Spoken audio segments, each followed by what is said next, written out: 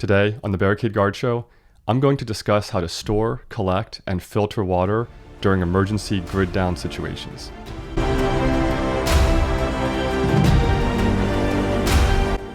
When the realization finally hit me that my family was not prepared to survive for very long in a grid down situation, my first reaction was the feeling of motivation. I'm the provider and protector, and I wanted to step up to the plate and take care of my family. But I'm also someone who wants to thoroughly think through options and plans before spending large amounts of money.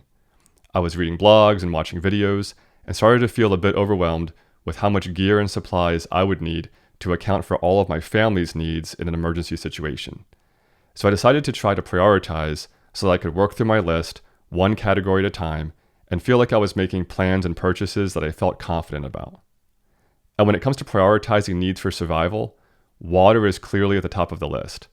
Without clean water to drink and to use for basic hygiene, things are going to go downhill quickly and severely. You're probably going to need about 1 to 2 gallons per day per person. So even if you are carefully rationing, I would suggest multiplying the number of people in your household by 1.5 to get a baseline estimate for daily water needs. But to put that in perspective, a family of 5 would use over 150 gallons of water every 3 weeks. So let's start by talking about how to collect and store water, and then how to purify it. And as a reminder, for the purposes of the Barricade Guard, I'm sharing with you the solutions that I've settled on, at least for the time being, that I thought did the best job of addressing the needs of families trying to maintain an ongoing water supply, while also trying to balance cost, convenience, and operational security. So yes, there are other options out there that are more convenient, but they might cost more or be less secure, or they might cost less but be likely to fail over time. And don't worry about taking notes. I've provided links in the show notes for all of the items that I'm about to recommend. Also, just for the record, at the time I am making this video, I am not sponsored in any way by any of the companies whose products I'm about to recommend. These are just items that I've purchased myself after researching the options available. Water storage. So with all of that in mind, let's talk about water storage containers and where to store them. On one end of the spectrum, you have water bottles and small jugs, and on the other end of the spectrum, you have water storage tanks like those from Shore Water that hold 260 or 500 gallons. Generally speaking, the smaller the container, the less expensive it is and the easier it is to store, which rules out things like the Shore Water storage tanks for most people. If you are extremely limited on storage space, then something like stackable water bricks might be the best or only option you have available. These containers usually hold 3 to 6 gallons of water and can be stored conveniently under beds or on closet floors. But you're going to need a lot of them to store enough water to last a medium or large size family for a few weeks or longer. So if you're fortunate enough to have a basement or other sizable storage space, then 55-gallon barrels are a great option.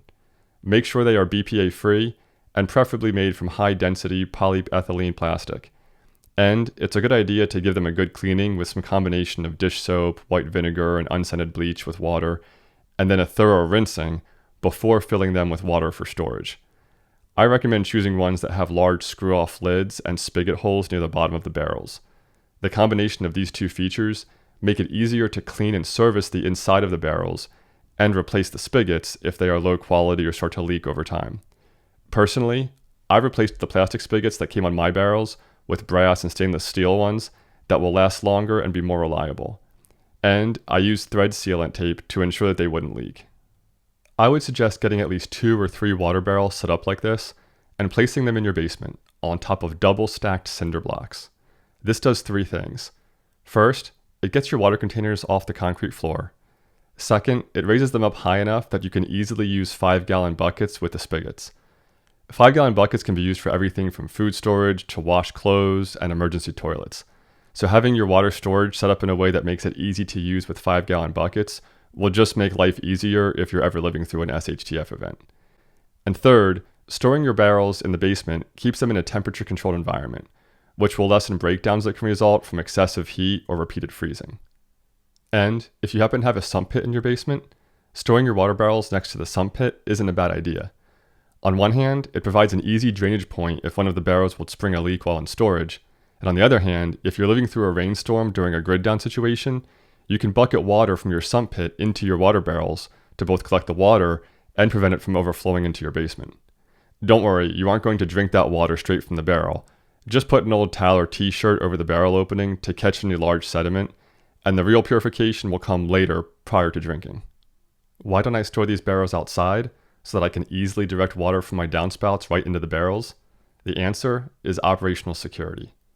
If others who aren't as well prepared notice that you have multiple water barrels and all of the accessories needed for convenient water collection available in plain view outside of your house, what's to stop them from coming in the middle of the night, emptying the barrels, and taking your supplies while you are sleeping?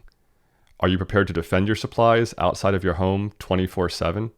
If not, don't leave critical supplies outside of your house. When people get desperate, your unsecured supplies will be the first thing to disappear. Water collection. Okay, so if we aren't directing water directly into our water barrels, how are we collecting the water? Here is where I'm willing to compromise convenience for operational security. I'm going to suggest using large plastic totes to collect the water, and then using 5-gallon buckets to transport the water to your water barrels inside your house. Yes, this is extra work, but if it means not having your primary water storage containers disappear without a trace, then I'm willing to accept the trade-off. So to collect the water, you'll need some large plastic totes, some flex elbows, some self-piercing screws, and some downspout adapters and landscaping drain pipe if any of your totes won't be directly under your downspouts. And if you don't already have them, a high-tension hacksaw and metal snips will be helpful for cutting your downspouts to be fitted with your elbows or adapters. I keep all of these supplies together in their own box so that if the time comes that they're needed, I won't need to search in different places. I'll just grab the box, open it up, and get to work cutting and adapting my downspouts. On a side note, some people might be blessed to have nearby streams, ponds, or lakes available as water sources.